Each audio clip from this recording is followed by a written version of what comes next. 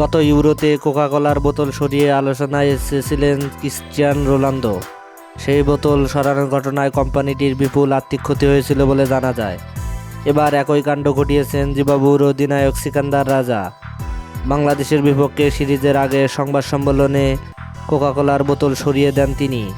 তার এমন কাণ্ডে হতবাক হয়েছেন অনেকেই। টেস্ট খেলুড়ে দেশ হয়ে এবারের টি-20 দলের বিশ্বকাপ খেলতে পারছেন না জিম্বাবুয়ে। এটা অবশ্য নিজেদের দায়টাই বেশি। বাছাই পর্বে উগান্ডার সঙ্গে হেরে দর্শক হয়ে থাকতে হচ্ছে তাদের। জিম্বাবুয়ের অধিনায়ক সিকান্দার রাজার মতো তা এতই যন্ত্রণার যে খেলা ছাড়ার পরেও এটা অনেক দিন পোড়াবে তাকে। সিকান্দার রাজা বলেন, আমি বাংলাদেশে প্রায় আসি, জানি না ভবিষ্যতে কি হবে। যদি শেষবারের মতো এসে থাকি, আমি চাই আমার স্ত্রী, মেয়ে, ছেলে তারা বাংলাদেশের ভালোবাসা, আত্মীয়তার অভিজ্ঞতা পাক।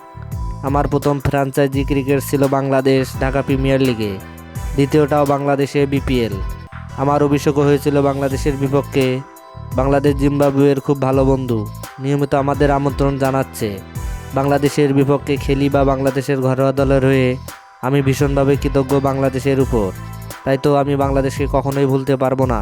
হ্যাঁ দর্শক, আপনি সিকান্দার রাজার এমন মন্তব্যকে কী চোখে দেখছেন? তাহলে অবশ্যই আপনার মূল্যবান মতামত কমেন্ট বক্সে জানিয়ে দিবেন। ধন্যবাদ। আল্লাহ হাফেজ।